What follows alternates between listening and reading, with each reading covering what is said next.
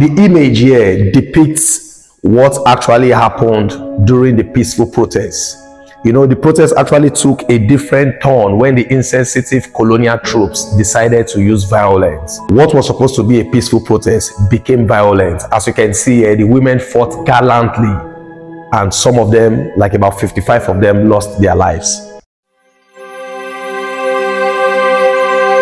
It's a sad moment for me because I'm right in front of the mock grave in Ikot Abasi, here in Akwa Ibom State.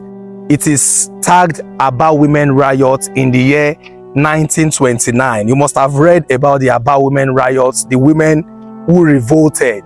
These women, according to what we heard, grouped themselves from Calabar, Itu, here in Ikot Abasi, and some Igbo women and Okpobo women. This mock grave signifies their struggle.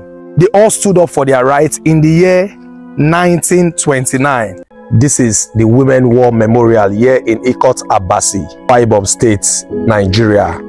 Come along with me. I want to show you what the museum looks like as a reminder of our history. The Women War, popularly referred to the Aba Women Riots in 1929, was actually meant to be a peaceful protest, but unfortunately, due to the insensitiveness of the colonial troops, they came with violence and the women revolted, you know, and they fought gallantly. About 55 of them lost their life. What actually happened was they came for a peaceful protest, but in the process, out of fear, there is this Dr. Hunter that knocked down 2 of the women, and it led to what you can see in this image. Our women fought gallantly on that very day. Okay, viewers, as you can see here, we have the names of our gallant women who lost their lives during the protest, during the popularly known as Aba Women Riot. And the statue you see here is Ada Edem. Her name is Ada Edem. She's the mother of late Justice Udom Udoma and the grandmother of Senator Udom Udoma. The map here talks about the Opobo, the kingdom of Opobo Station. Yeah, here is the map of events. You know, these women were very strategic with the protest. I can't imagine women who never had a military training could have this kind of organization. So this image here you're seeing is the map of events during the Women's War in 1929. You can see a woman doing her crafts.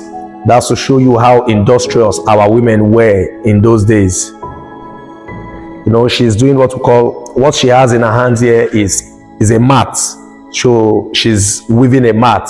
That's to tell you our African women, our black women were never lazy right from onset.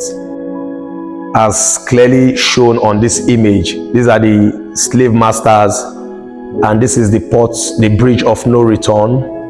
These are slaves being taken through the bridge of no return to the waiting ship on the high sea. Immediately you cross this bridge, there is no possibility of coming back home. Maiden, you know, in the African history, there's what we call premarital dance. Before marriage, probably some nights before marriage, the bride-to-be comes out with her peers, they dance, they celebrate before the marriage proper. So that is what is here in this image. So unfortunate that histories are no longer taught in our schools, but I remember growing up as a child, whenever I visit my grandparents, they tell us stories, and that is what this image is talking about. You can see the old man there telling the stories to the young ones. That was how we kept our history, although orally, most of them were not documented. And I think that's a very big challenge for us. We need to start writing our own history, our own self. It's not enough to just tell the stories, but putting it, documenting it down is very, very much important. Here is the image of the amalgamation house. This is where Lord Frederick Lugard amalgamated the southern and the northern protectorate in the year 1914. Historically, this same building is where General Obasanjo of the Nigerian Army and General Effiong of the Biafran Army, this is where they signed the ceasefire agreement that led to the end of the Biafran War in 1970.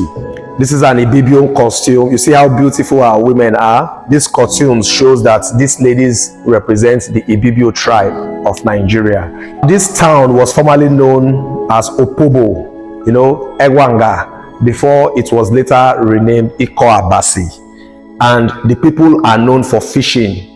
So this picture, this footage you see here depicts what our men and women survive on in those days. This one-story cottage you see here is the Lugard house. This is where Lord Frederick Lugard was living here in Ikot Abasi. And this is the bridge of no return. This bunker you see here, these are the bunkers where the slaves were kept before they transport them into the ship. And this is the bridge of no return. Immediately you cross this bridge, there is like 99.9% possibility of you not returning home.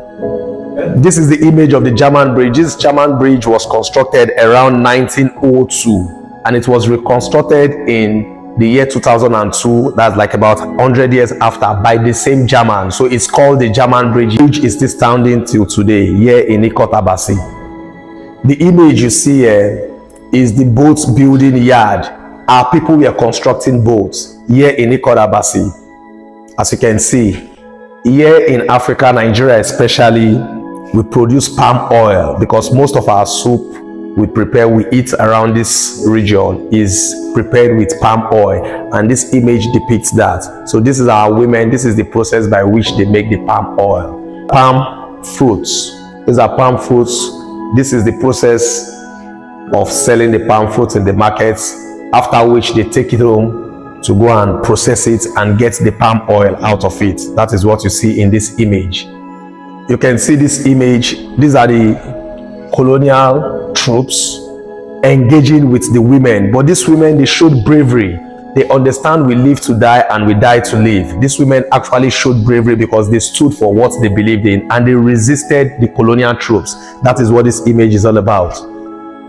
Yeah, you can see this is Chief Okugu. Chief Okugu doing what we call head count. You know, he was directed to have a head count of the women, and it was directed by the British official to have an head count of the women. And the women actually feared because they felt counting them was a way of implementing taxation. They just want to have a number of how many women so that they will know how to implement taxation. These are images of our women. You see them going to trade with the baby backed behind.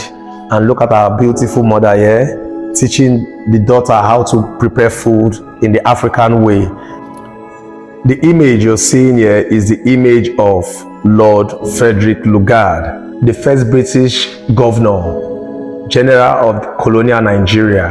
He was the one who amalgamated the northern and the southern protectorate on the 1st of January 1914 that gave birth to the current day Nigeria.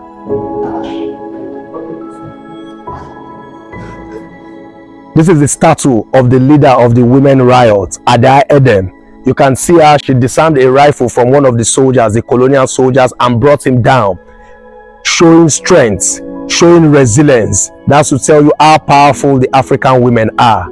This is the Women Memorial Museum here in Ikot Abasi. It's a very beautiful museum, and whenever you pop into Akwa Ibom State, whenever you pop into Nigeria, this is a place to be. And please don't forget to like, share, comment, and subscribe to our channel for more informative content like this.